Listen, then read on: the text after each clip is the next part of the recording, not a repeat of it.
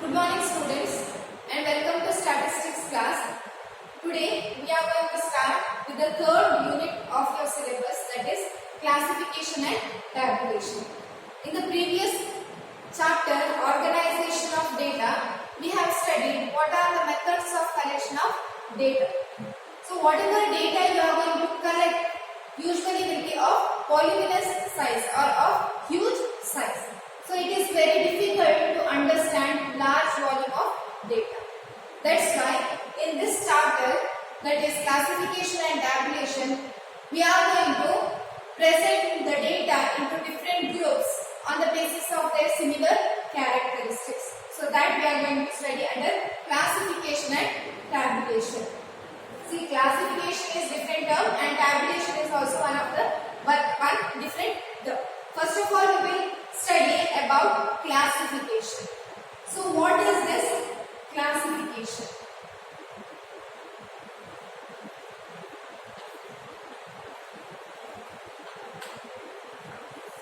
If you want to define classification, classification is the process of, the definition of classification is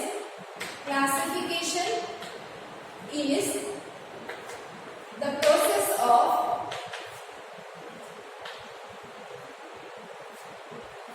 arranging the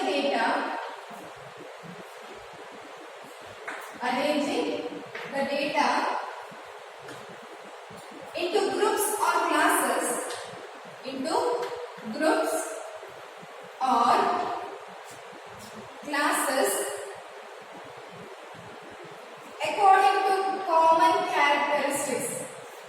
according to common characteristics.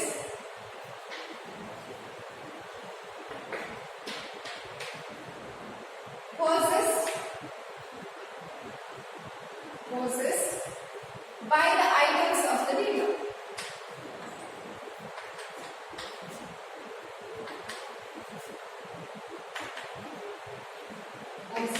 Items of the data.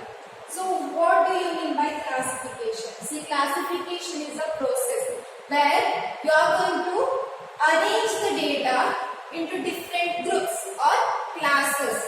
How we are going to make the groups? We are going to make the groups on the basis of common characteristics which is possessed by the items of the data. So whatever data you have collected, first of all you are going to see that what are the characteristics possessed by these data or items of the data. Then whatever items are having similar characteristics, those items will be grouped together. So that is called as classification. That process is called as classification. So classification is the process of arranging the data into groups or classes according to common characteristics possessed by the items of the data. So I hope you have understood what is classification. Now we will see what are the objectives of classification. Objectives of classification.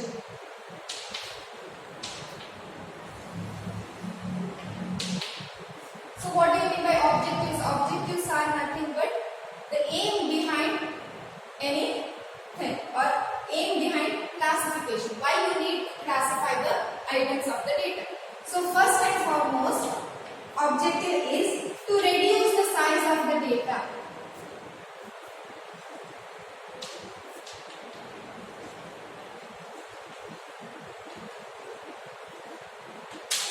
See, as I have told you in the beginning itself, when you collect data, it will be of voluminous size or it will be of huge size. So it will be very difficult to understand a voluminous data.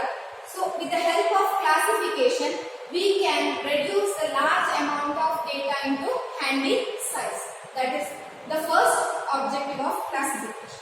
Next, second objective is to bring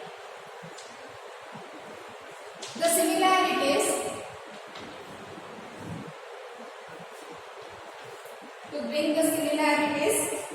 together.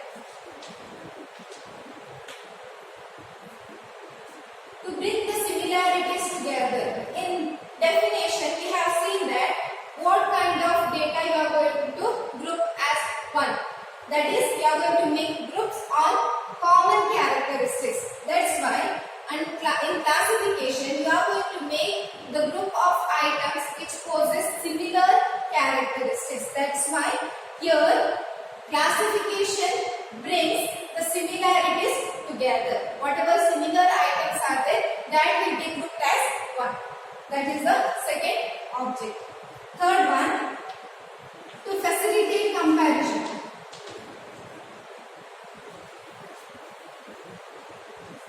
To facilitate comparison.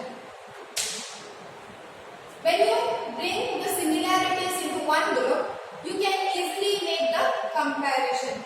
If all related items are at one side, you can make the comparison easy. That's why classification facilitates comparison. Next, fourth one, to give importance. To give importance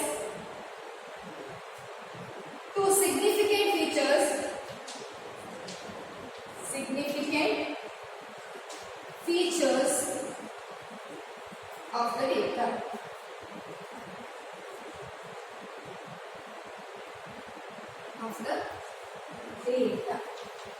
That means whatever data you are going to collect at the beginning stage, we can't say that all the data are important. So what you are going to do is, in classification, whatever relevant data are there, that you are going to keep it. But if irrelevant data are present or items are present, then you are going to eliminate those irrelevant information. That's why to give importance to significant features of the data. Only the data which are important or which are necessary for conducting the statistical inquiry, those data will be kept and irrelevant data will be deleted from the data which you have collected. That is the fourth objective. Next, fifth one, to enable further statistical analysis. Further statistical analysis.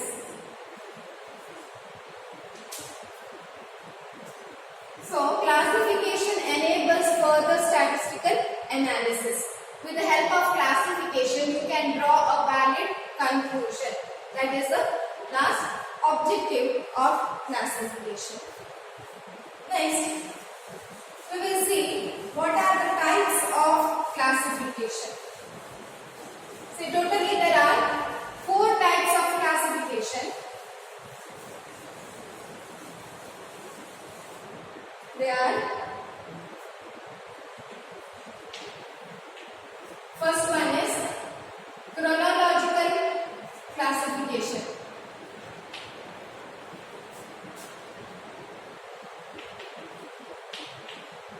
See, it is also known as temporal classification. Chronological classification or temporal classification. Next, the second one is geographical classification.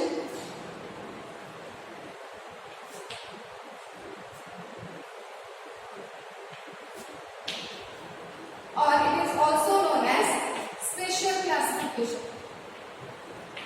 Spatial classification. Then third one is qualitative classification. Qualitative classification. Fourthly, quantitative classification.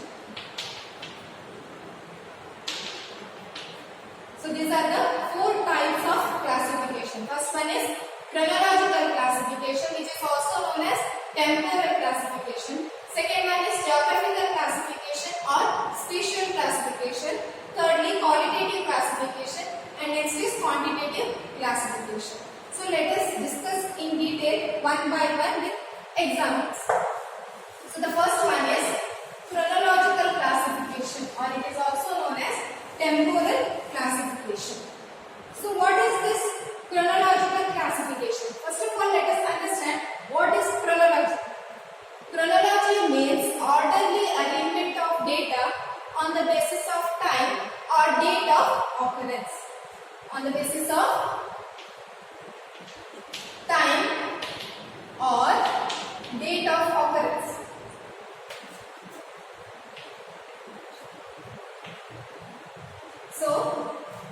Chronological classification is the classification of data on the basis of time or date of occurrence is called as chronological classification. See, for example, population of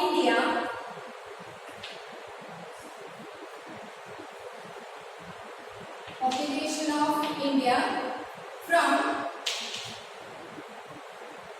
1931 to 2011. So this is one example for chronological classification, or it is temporal classification. See, years, as you all know, census will be conducted once in 10 years. So starting from 1931, next it was conducted in 1941. 10 years difference will be there. Next it is 1951, 1961, 1971, 1981, 1991 and 2001, 2011.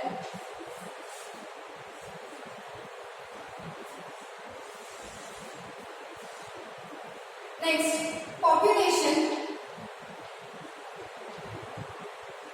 in million. In 1931,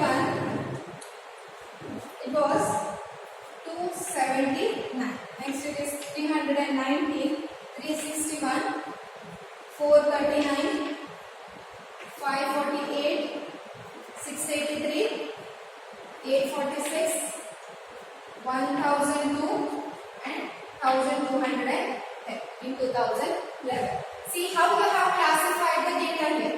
You have classified the data on the basis of years, that is nothing but on the basis of time. That's why it is called as chronological classification.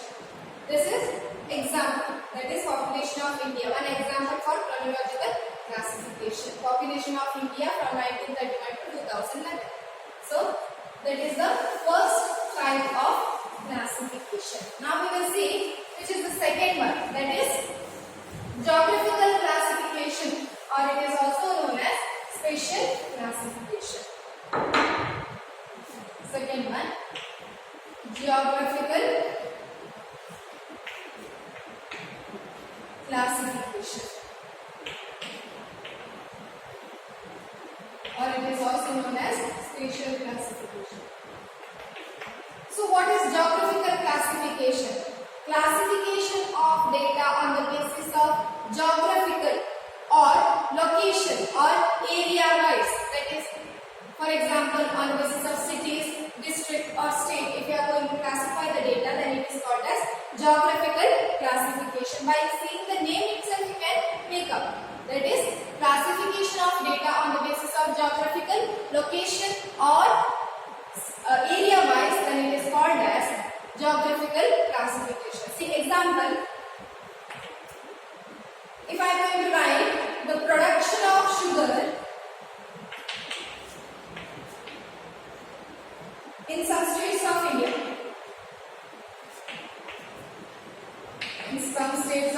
India, This is example for geographical classification. See name of the state.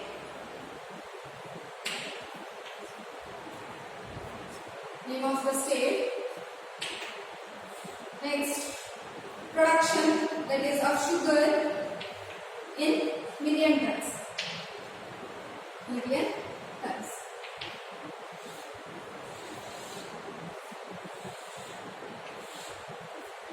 First of all, Uttar Pradesh, then Bihar, Tamil Nadu,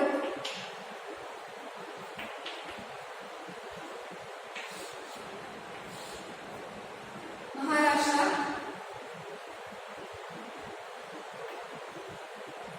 other states,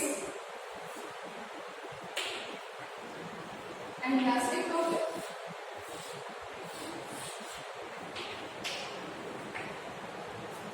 And production of sugar is 55 million ton 2021.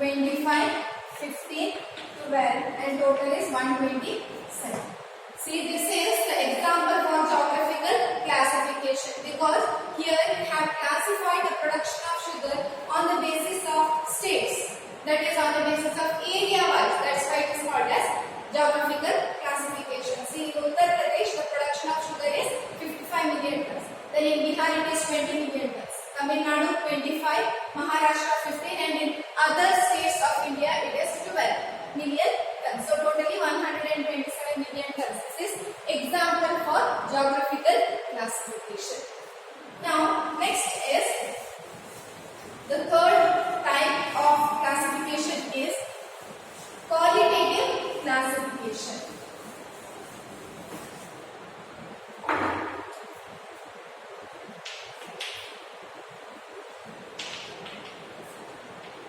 Qualitative classification. So what is qualitative classification? So classification of data on the basis of qualitative characteristics. See, what is qualitative characteristics? Qualitative characteristics are known as attributes. So if you are going to classify the data on the basis of attributes, then it is called as qualitative classification. See, for example, it may be sex, literacy, marital status or occupational status. All these are examples for attributes. So if you are going to classify the data on the basis of qualitative characteristics or attributes, then it is called as qualitative classification.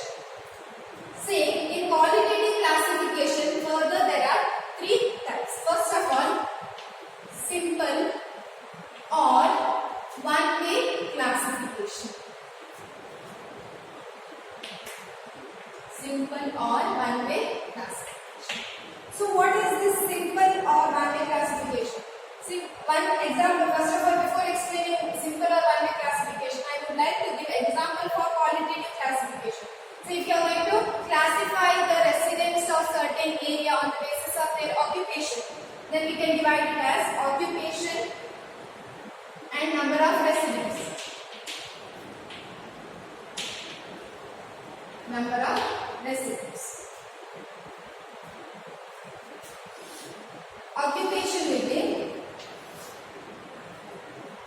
the office assistants, next teachers, bank employees,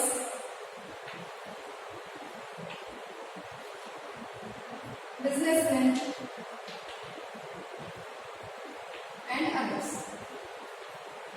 So if you are going to classify the residents of certain locality on the basis of occupation, occupation is attribute, that is qualitative characteristics, then it is called as qualitative classification. See, first form is simple or one-way classification. If you are going to classify the data on the basis of single characteristic, then it is called as simple or one-way classification. See, here we have used only one single characteristic, that is one single attribute, that is occupation. This is example for one-way classification also.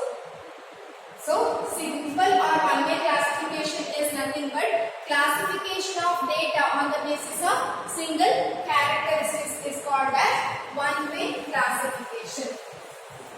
Now, what is the second type of classification under qualitative classification?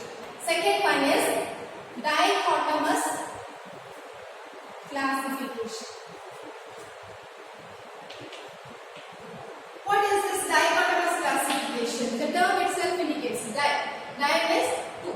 So dichotomous classification means you are going to classify the data on the basis of single characteristics into two classes. Then it is called as dichotomous classification. Classification of data on the basis of single characteristics into two classes.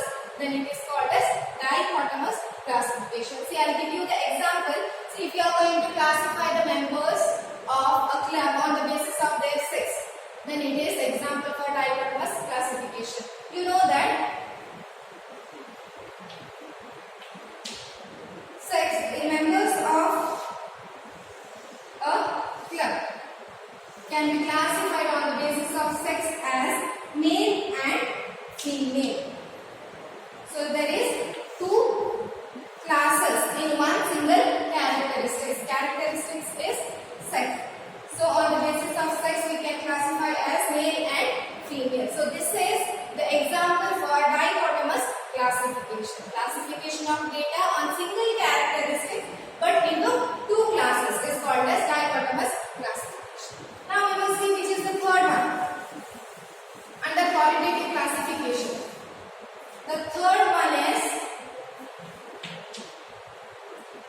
manifold classification.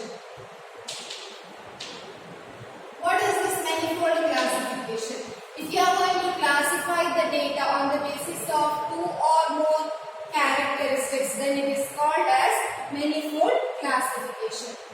See, if you are going to classify the data on the basis of attributes into two or more characteristics, then it is called as manifold classification. See, I will give you the example.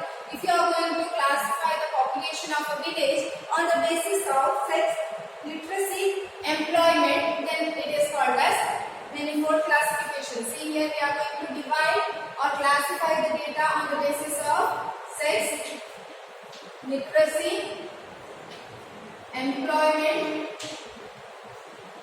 Then see here, this is called as manifold classification because here we are going to use more than two attributes. More than two attributes. It is called as manifold classification. Just I will draw you the table. See, in population, in total population, on the basis of first we will divide it on the basis of sex. There will be male and female. This is second character, first characteristic. Second characteristic is on the basis of literacy. In male, there may be literate. On the basis of literacy, we can divide it as literate and illiterate. Literate and illiterate. Next, likewise, here in female also literate and illiterate. Next, on the basis of employment. See, in literate, there may be employed people as well as unemployed. Those have studied but still they are not having any employment. They are called as unemployed. Employed and unemployed. Here also under illiterate, employed and unemployed. Likewise,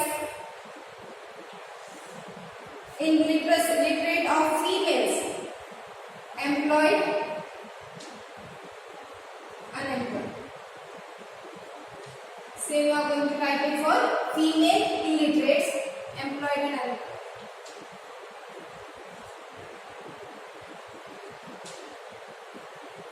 This is the example for manifold classification.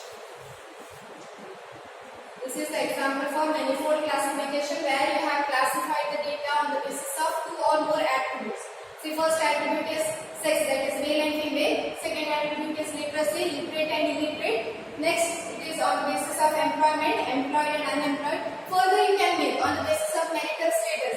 Under employed, there will be married and unmarried. Likewise, here also married and unmarried. So, this is called as manifold classification. Next, we will discuss the last type of classification, that is quantitative classification. So, what is this quantitative classification?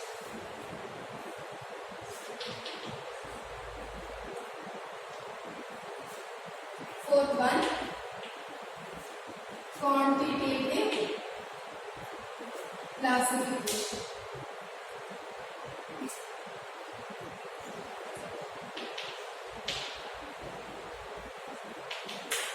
What is quantitative classification? Classification of data on the basis of quantitative characteristics. Quantitative characteristics are nothing but variables, are called as quantitative classification. Classification of the data on the basis of variable is called as quantitative classification. For example, height, weight, or wages earned by the employees, or number of students in a college, number of phone calls, or number of members in a family. All these are the examples for quantitative classification. That means the things which you can measure in terms of numbers. That is called as quantitative characteristics, or it is also called as variable. So if you are going to classify the data on the basis of variable, then it is called as quantitative classification. See here I give two examples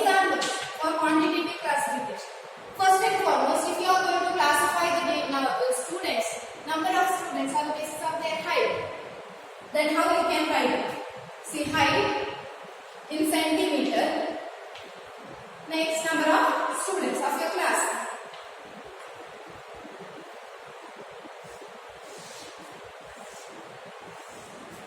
In centimeter, so it is starting from 140 to 150. 140 to 150. This is considered as one group. Next, 150 to 160. Next, 160 to 170. 170 to 180. So,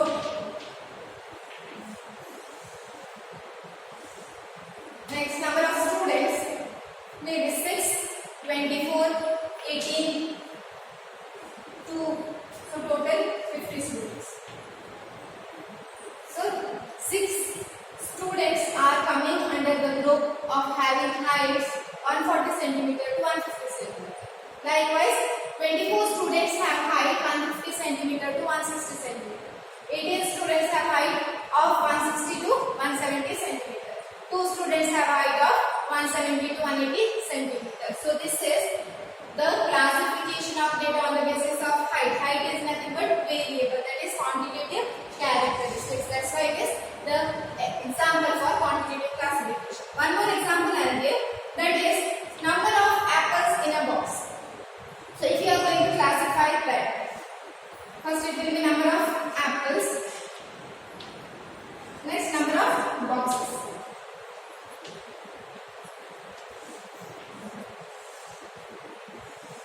Number of apples and number of boxes. See that there will be 5 apples, 6, 7, 8, 9 or 10. Good. So how many boxes have 5 apples? It may be 5 boxes. Next, 8 boxes have 6 apples. 13 boxes have 7 apples. 10 boxes have 8 apples.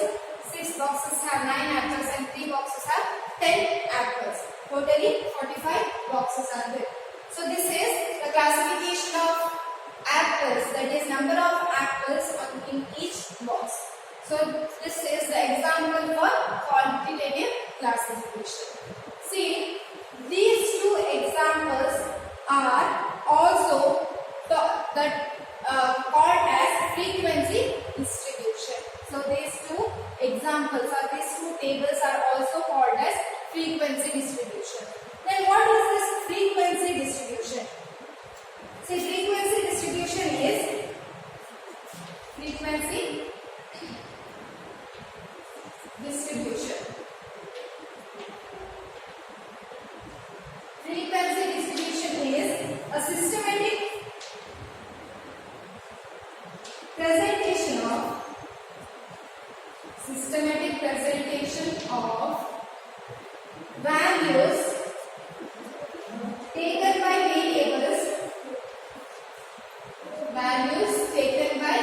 variables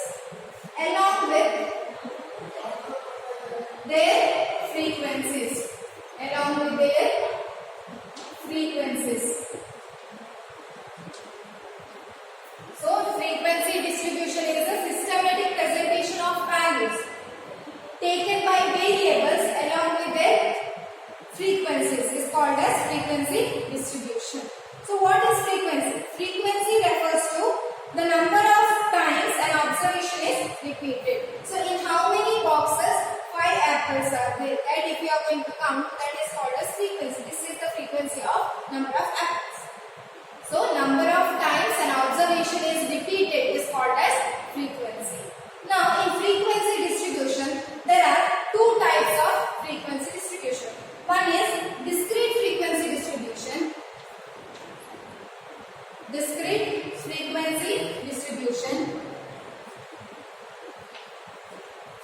And one more is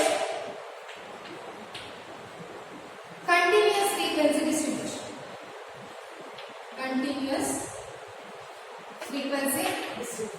So what is discrete frequency distribution and what is continuous frequency distribution? Just now I told that these two are the example for frequency distribution also.